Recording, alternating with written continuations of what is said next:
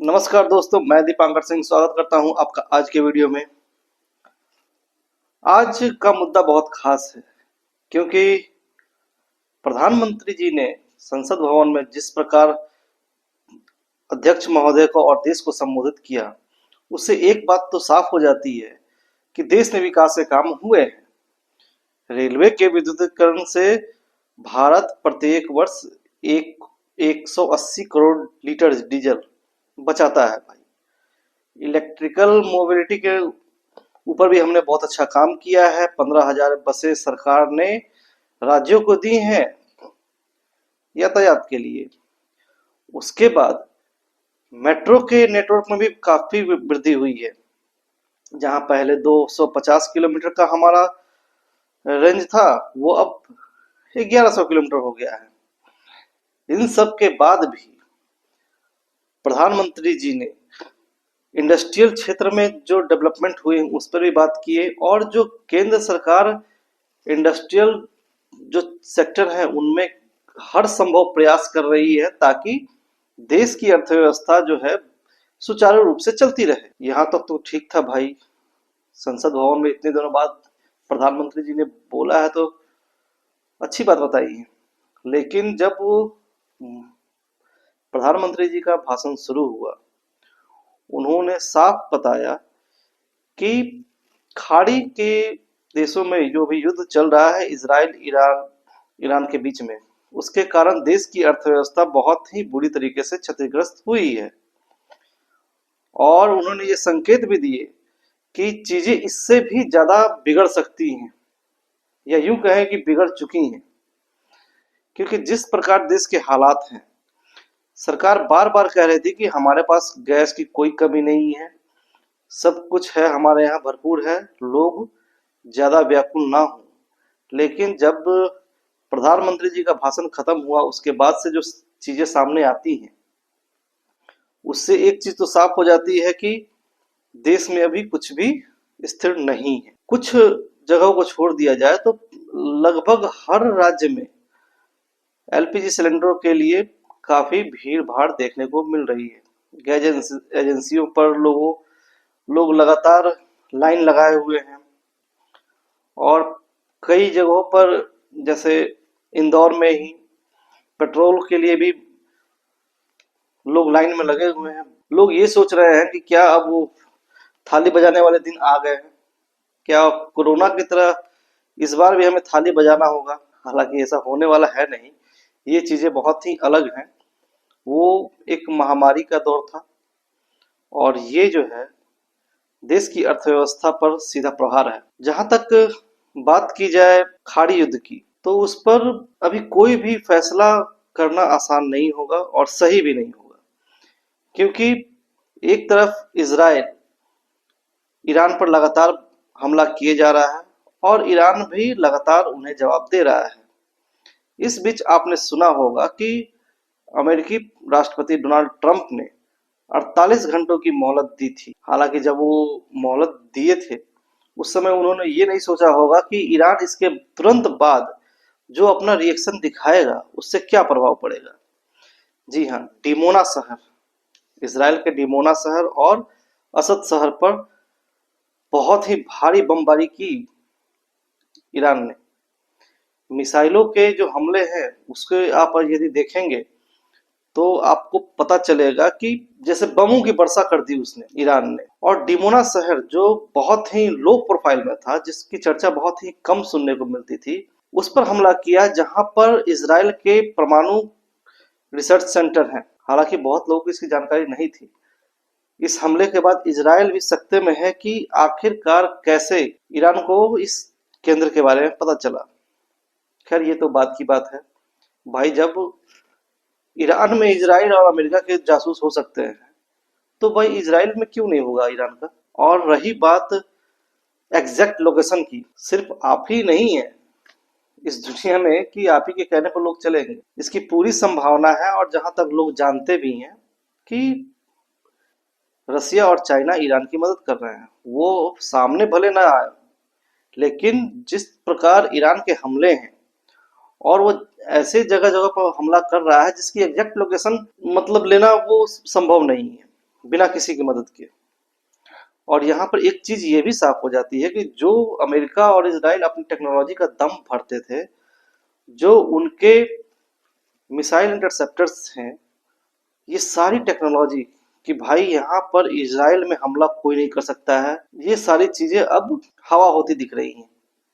क्योंकि ईरान ने हमला करके बता दिया कि भाई तुम्हारी टेक्नोलॉजी किसी काम की नहीं है, और दुनिया ने भी देख लिया। तो हम बात कर रहे थे कि जब अमेरिका के राष्ट्रपति डोनाल्ड ट्रंप ने 48 घंटे की मोहलत दी कि भाई आप जल्दी से इस युद्ध को बंद करो, नहीं तो इसके बाद जो हमला होगा वो ईरान को पूरी तरीके से बर्बाद करने वाला होगा। ईरान के जितने भी ऑयल रिफाइंड क्रूड ऑयल के सेंटर हैं, जो भी उनकी एनर्जी सेंटर हैं, उन सभी पर हमला होगा। इससे ना घबराते हुए ईरान ने डिमोना शहर, असद शहर पर जोरदार हमला किया, वहां के रिसर्च सेंटर को पूरी तरीके से बर्बाद करता दिख रहा है वीडियो में। लेकिन सोचने वाली बात यह है कि अगर इजराइल के पास परमाणु हथियार नहीं है तो उसको सोचने की बात नहीं है, टेंशन नहीं है। ईरान के परमाणु रिसर्च सेंटर पर हमला हुआ था तो उसने अपनी रिपोर्ट आईईए को दी थी, जो कि परमाणु कार्यक्रम वहां चल रहे थे उसकी खबर उसने दी थी। लेकिन जब डिमोना पर हमला हुआ तो इजराइल ने कोई भी खबर आईईए को नहीं दी।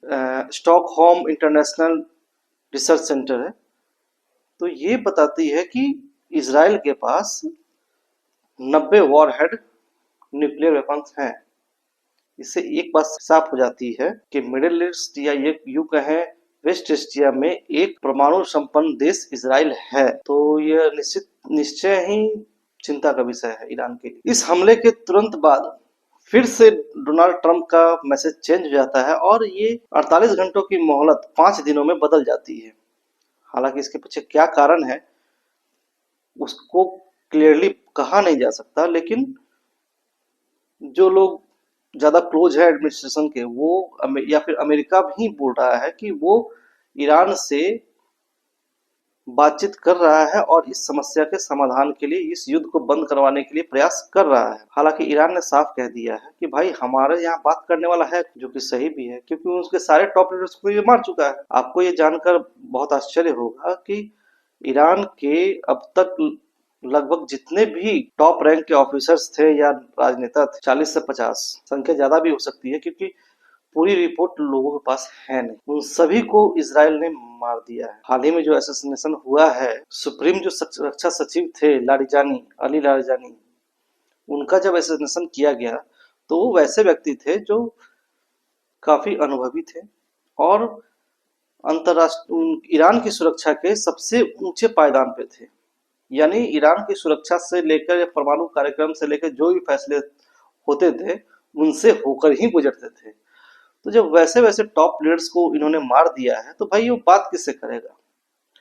एक खबर ये भी उड़ते उड़ते आई कि पाकिस्तान इसमें मध्यस्थता करेगा। हालांकि मध्यस्थता करने में इटली, फ्रांस भी पीछे नहीं है, वो भी अपनी तरफ से पूरी कोशिश कर रहे हैं कि इस चीज को जैसे भी हो वो खत्म किया जाए। लेकिन ईरान साफ कह चुका है कि भाई मेरे पास बात करने वाला कोई है नहीं, और बात भी तब होगी जब ईरान के जो मांगे हैं उन्हें पूरी की जाएगी। और वो मांगे कौन कौन सी हैं? पहली कि जो भी ईरान में बर्बादी हुई है, जितना भी ईरान के लोगों का नुकसान हुआ है, उस सब की भरपाई अमेरिका करे, जो कि ये संभव होता नहीं दिख रहा।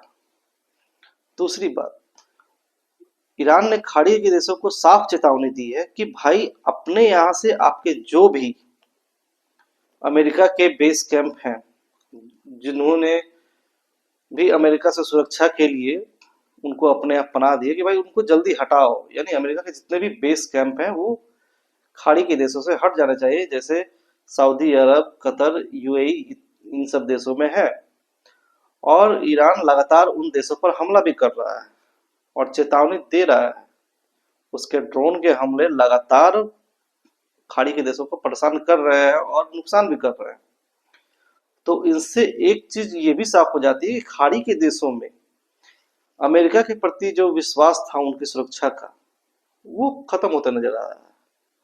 और ईरान तो खुल के कह रहा है भाई कि आपको अमेरिका से सुरक्षा लेने की क्या जरूरत है, आप अपना सैन्य दल स्थापित करो, अपनी अपनी फौज बनाओ। यूं कहें कि खाड़ी के देश को ईरान साफ कह रहा है कि भाई अब आपको अमेरिका जैसे देशों के ऊपर निर्भर रहने की कोई जरूरत नहीं, आपको अपना बनाइए, नहीं तो भाई हम यहाँ से आपको छोड़ने वाले नहीं। इन सब चीजों में एक चीज और इंटरेस्टिंग सामने आ रही है। जिस तरह अमेरिका ने इसराइल के ऊपर हाथ रखकर और इसराइल ने जिस तरह ईरान पर हमला किया और अमेरिका साथ दे रहा है, उससे एक चीज साफ हो जाती है कि अमेरिका चाहता है कि ईरान पूरी तरीके से बर्बाद हो जाए। और युद्ध के जो नतीजे अभी सामने आ रहे हैं उससे ये नहीं लगता कि ये इतनी आसानी से होने वाला है, क्योंकि अमेरिका ने कहा था कि भाई 4-5 दिन से ज्यादा युद्ध चलने वाला नहीं है, और यहाँ पर 4 हफ्ते से ज्यादा गुजर चुके हैं, 5वें में घुस चुके हैं। अमेरिका की सारी रणनीति धरी की धरी रह गई है।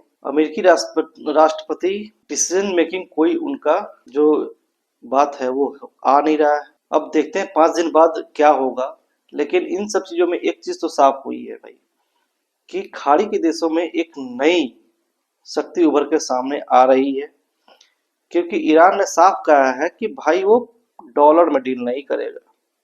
और यदि डॉलर में डील नहीं हुआ, पेट्रोल डॉलर्स जो अभी चल रहा था, शुरू से चल रहा है, और डॉलर जो है विश्व की सबसे मजबूत करेंसी मानी जाती है, यदि खाड़ी के देशों से ये खत्म हो गई तो अमेरिका का जो डॉलर है वो कहीं का नहीं रहेगा। विश्व में इसके स्थान बहुत ही नीचे गिर जाएगा। और जिस तरह ईरान युआन में डील करने को तैयार है, क्रिप्टो करेंसी में वो तैयार है, क्रिप्टो में, उसके बाद वो कह रहा है कि भाई बार्टर सिस्टम, जहां पर यदि ईरान आपको क्रूड ऑयल देता है तो उसके बदले में आपको भी उसे कुछ ना कुछ देना होगा। अगर इन नीति पर वो काम करने लगा और खाड़ी के देश मजबूर होकर यदि इस तरह के डील करने लगे तो अमेरिका के लिए बहुत परेशानी खड़ी करने वाला है। जो राष्ट्रपति ट्रंप नाटो देश को कुछ नहीं समझते थे, वो सिर्फ इन्हें पन्नों पर लिखे हुए एक देश के रूप में जानते थे, उन्हें भी मजबूरन नाटो कंट्रीज से मदद मांगनी पड़ी है।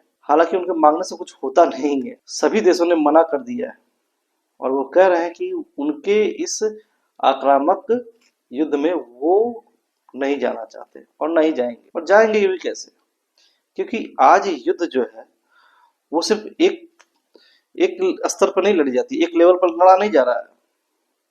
यहाँ टोटली जो वॉर हो रहा है वो पूरी तरीके से अर्थव्यवस्था के साथ हो रहा है। यानी यूं कहें कि मिसाइलें तो गिर रही हैं, जगह जगह हमले भी हो रहे हैं, पैसे की बहुत ज्यादा बर्बादी हो भी रही है, लेकिन उसके बाद जो पूरे विश्व में जो अर्थव्यवस्था का जो क्षति हुआ है, जो डैमेज हुआ है, उसे उसकी भरपाई करने वाला कोई नहीं है। क्योंकि जो हॉर्मुज रूट है, एशियाई देश पूरी तरह से निर्भर है, क्योंकि भारत के तौर पर देखें तो भारत का 60% से ज्यादा का इंपोर्ट जो है वो हॉर्मुज रूट से होता है। आपके पास दूसरा कोई विकल्प नहीं है। और ईरान ने उसी दुखती नब्ज पे या उसी कमजोरी को अपना एक मजबूत हथियार बना दिया है। वो सीधे कह रहा है कि हॉर्मुज से एक भी जहाज वो गुजरने नहीं देगा, और उसी के कारण भारत में ये बुरे दौर चल रहे हैं। हालांकि प्रधानमंत्री जी ने आश्वस्त किया है पूरे देश को कि वो हर तरह से भारत की अर्थव्यवस्था को स्थिर रखने का प्रयास कर रहे हैं। बहुत सारे देशों से, पहले जो हम 27 देशों से इंपोर्ट करवाते थे, अब हम 41 देशों से करवाते हैं। आपको यह जानकर खुशी होगी कि भारत जो है एक सिर्फ इंपोर्ट करने वाला देश है। हमें शर्म आनी चाहिए खुद पे कि विश्व की सबसे बड़ी जनसंख्या होने के बावजूद अपने विकास कामों में डेवलपमेंट के नाम पर या यूं कहें एक्सपोर्ट के नाम पर जीरो है। आप चाइना का एग्जांपल ले सकते हैं, वहां भी सरकार है, वहां भी काम होते हैं, डेवलपमेंट्स काम होते हैं, लेकिन वहां टोटली लोग इंपोर्ट पर डिपेंडेंट नहीं है, वो अपना प्रोडक्शन कर रहे हैं। यदि भारत सरकार ने भी और भारत के पिछले सरकारों ने भी डेवलपमेंट पर ज्यादा जोर दिया हुआ होता, प्रोडक्शन पर ज्यादा जोर दिया होता, तो आज भारत इस तरह तेल के लिए यूं इधर उधर नहीं भटकता, और ना ही उन्हें एलपीजी के लिए इतनी मशक्कत करनी पड़ती। हमारे यहाँ जो भंडारण की क्षमता है वो भी बहुत कम है, इससे पूरा देश वाकिफ है।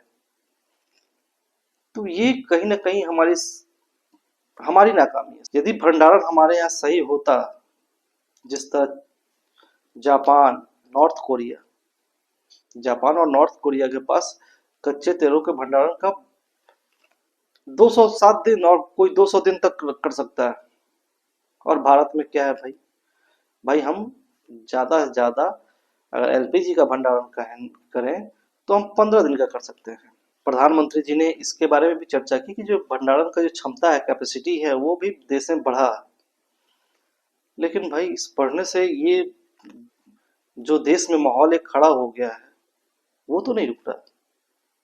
यदि बढ़ाई ही है तो क्यों आज लोग दर दर भटक रहे हैं गैस के लिए, एलपीजी सिलेंडर के लिए। तो इन सब चीजों से ये चीजें साफ हो जाती हैं कि भारत जो है अभी इन सब चीजों में बहुत पीछे है और उन्हें अपनी अर्थव्यवस्था को मजबूत करने के साथ साथ देश का जो अपना भंडारण क्षमता है उस पर विशेष ध्यान देना चाहिए।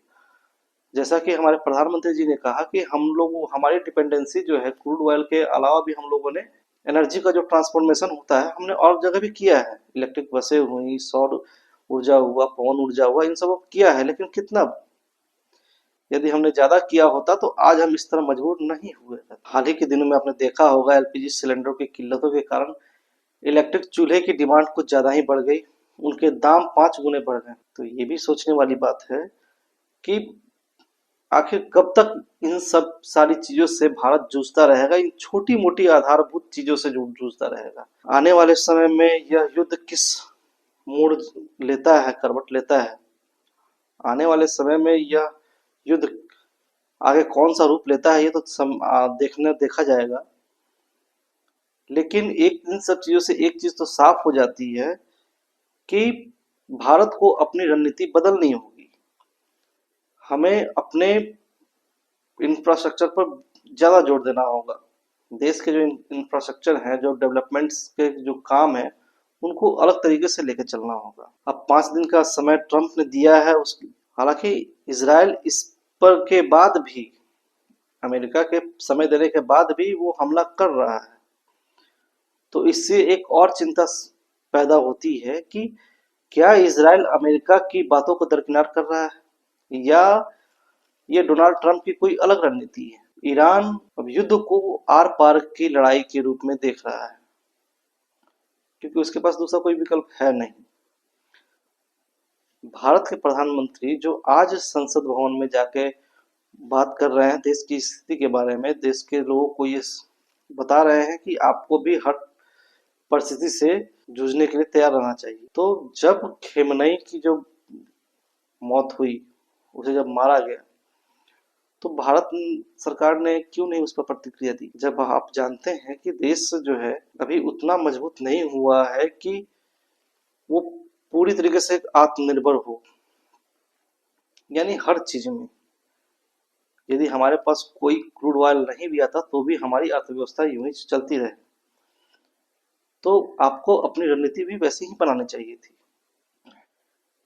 हालांकि सभी देशों ने अमेरिका के इस हमले की निंदा की है, भारत ने नहीं। तो इसके कारण भी ईरान से हमारे संबंध बिगड़े हैं। हालांकि पहले हमारे ईरान से संबंध ठीक थे, हमारे कोई जाति दुश्मनी तो थी नहीं। ईरान अपने देश की रक्षा कर रहा है, वहाँ के लोग अपनी संस्कृति को मानते हैं। यदि आपको मेरा ये वीडियो पसंद आया हो तो वीडियो को लाइक करें, चैनल को सब्सक्राइब जरूर करें और इसे आगे ज़्यादा से ज़्यादा शेयर करें ताकि और लोगों तक भी ये जानकारी जाए। धन्यवाद।